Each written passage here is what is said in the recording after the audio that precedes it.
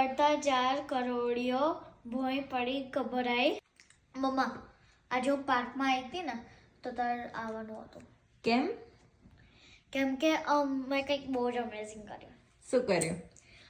છે ને મેં સ્લાઇડ નો એન્ડ હોય ને એને હું ચડી.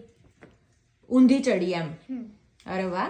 તો તું તો એવું કહેતી હતી તે દિવસ આપણે ગયા હતા તારે કે મારાથી નહીં થાય, હું નહીં કરી શકું. એ વખતે બહુ સ્લીપરી ને એવું. હા, અને હવે થોડું ગ્રીપ આવી ગયું. ગ્રીપ આવી ગઈ. How do you feel? કંઈક તને એવું હતું કે હું આ નહીં કરી શકું ને તે કર્યું, તો હાઉ ડુ યુ ફીલ? બહુ જ અમેઝિંગ. બહુ અમેઝિંગ લાગ્યું. ઊભી રહે ત્યાં આગળ એને કેટલી વખત ના થયું પહેલા તો? કેટલી વાર ના થયું? 5 to 10 times. ના થયું હે? પછી શું કર્યું? પછી ડેડીએ મને એક કહેવત કહી. શું કહેવત કહી? ડેડી શું હતી?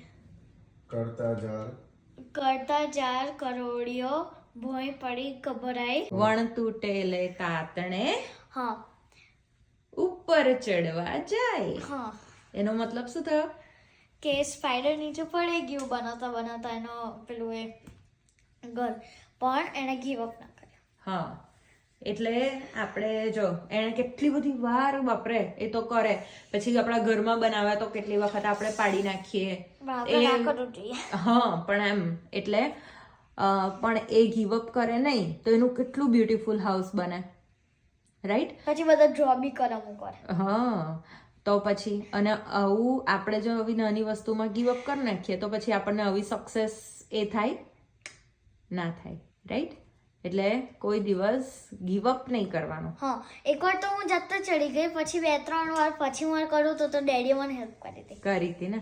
આના પરથી આપણને શું શીખવા મળે કે આપણે કશું આપણું ડ્રીમ અચીવ કરવું હોય, આપણે જો પુશ કરીએ, આપણે ગીવ અપ ના કરીએ તો આપણને આખું મસ્ત ઘર બની જાય બને અને ભગવાન આપણને હેલ્પ કરે.